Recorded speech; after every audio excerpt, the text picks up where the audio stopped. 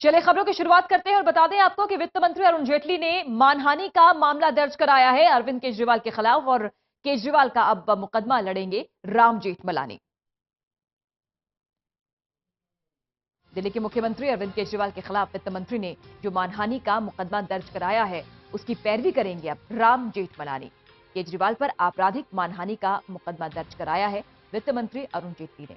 Patiala house court में आज case किया। दिल्ली के सीएम के खिलाफ मामला डीडीसीए करप्शन से जुड़ा हुआ है, जिस पर आप नेताओं ने दिल्ली के मुख्यमंत्री ने तमाम आरोप लगाए। वित्त मंत्री पर पलटवार करते हुए वित्त मंत्री ने दिल्ली के मुख्यमंत्री और कुछ आप नेताओं के खिलाफ मामला दर्ज करवाया है और सीएम के मामले की पैरवी करेंगे राम जेठमलानी। तो अरविंद केजरीवाल समेत 6 आप नेताओं के खिलाफ मानहानि का क्रिमिनल केस करने खुद वित्त मंत्री अरुण जेटली आज पटियाला हाउस कोर्ट पहुंचे।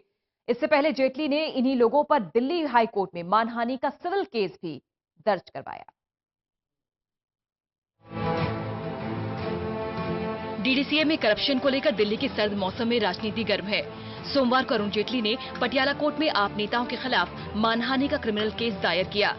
जेटली के वकील ने कहा कि मेरे मौकिल ने कभी भी डीडीसीए में एक पैसा नहीं लिया।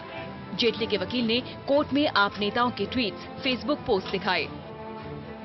दिसंबर से 20 दिसंबर कल तक की जो जितने भी इनकी प्रेस कॉन्फ्रेंसेस और आपके जितने ये अक्यूज हैं, इनके सारी प्रेस कॉन्फ्रेंसेस, ट्विटर अकाउंट जो मीडिया में आई है, जनरली इलेक्ट्रॉनिक मीडिया और प्रेस में, उसको मद्देनजर उनकी सारी एविडेंस रखी गई है और उसको मद्देनजर रखते हुए डिफेमेशन का केस बनाया गया।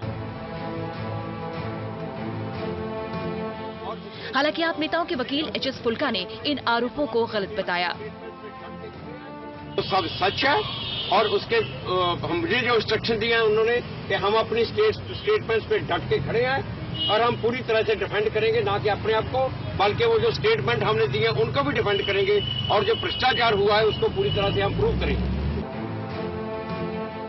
अब मानहानि केस को लेकर अगली सुनवाई 5 जनवरी को होने वाली है।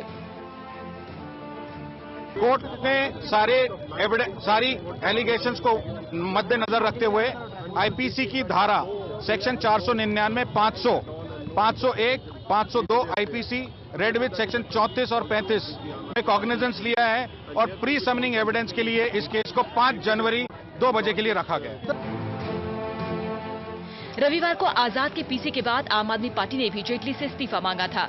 इस घटना के तुरंत बाद केजरीवाल, कुमार विश्वास, आशुतोष, संजय सिंह, राघव चड्ढा और दीपक वाजपेयी के खिलाफ दिल्ली हाई कोर्ट में मानहानि का सिविल केस और पटियाला हाउस कोर्ट में मानहानि का क्रिमिनल केस दायर करने की बात जेटली ने कही थी। अगर दिल्ली हाई कोर्ट में केजरीवाल जेटली की मानहानि का केस हार जाते हैं तो दिल्ली के सीएम को 10 करोड़ रुपए भरने पड़ सकते हैं।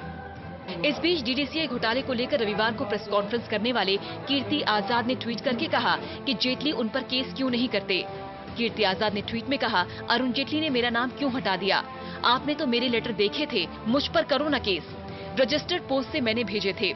इन तमाम घटनाओं के बीच डीडीसीए घोटाले में जांच के लिए दिल्ली सरकार ने कमीशन ऑफ इंक्वायरी बनाने का ऐलान किया। इसके लिए सीएम अरविंद केजरीवाल ने सीनियर एडवोकेट गोपाल सुब्रमण्यम को इसका हेड बनाने के लिए खत लिखा है। गोपाल सुब्रमण्यम इसके लिए राजी हो गए। National desk, total news. DDCA में हुए गड़बड़ी के मामले में फाइनेंस मिनिस्टर अरुण जेटली ने पटियाला कोर्ट ने उनकी याचिका पर संज्ञान लिया।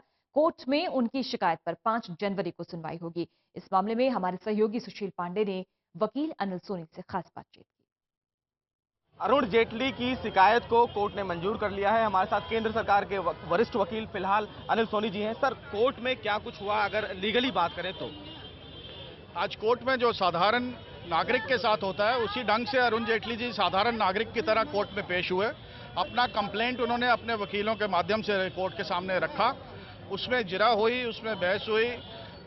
उनके वकीलों ने कोर्ट को दिखाया कि किस तरह से सड़क छाप बयान डिफेम करने के लिए उनके ऊपर आम पार्टी के लोगों से, कुछ लोगों की तरफ से लगाए गए और उसको ट्विटर पे, फेसबुक पे और प्रेस कॉन्फ्रेंस पे किस किस ढंग से उनके खिलाफ इल्जाम लगाए गए और ये भी कहा गया कि उनके परिवार ने उसका कोई बेनिफिट उठाया किसी प्राइवेट कंपनी से। तो उन्होंने बिल्कुल डिनाई किया कि कोई मेरा परिवार का सज्जन उस कंपनी से कोई वास्ता नहीं रखता। और ये सब चीज़ें देखने के बाद, सारे पेजेस पलटने के बाद कोर्ट ने जब सेटिस्फाई अपने आप को कर लिया कुछ 2-4 क्वेश्चन पूछने के बाद, उन्होंने कहा अच्छा मैं अब कॉग्निजेंस लेता हूं और आपका बयान करने के लिए अगली डेट देता हूं। तो जिसपे उनके वकीलों ने कहा कि रिक्वेस्ट किया क्योंकि अरुण जेटली जी खुद मौजूद हैं कोर्ट में, तो उनका बयान लिखा जाए, लेकिन उस पर उन्होंने कहा कि आज मेरे पास समय नहीं है।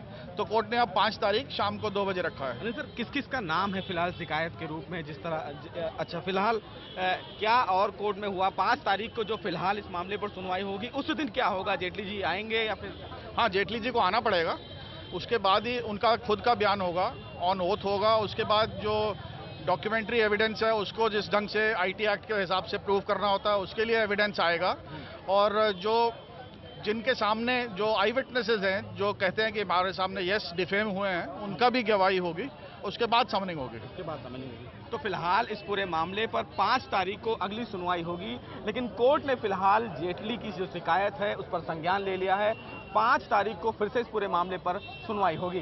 कैमरामैन सूरबीर के साथ सुशील पांडे, टोटल न्यूज, दिल्ली।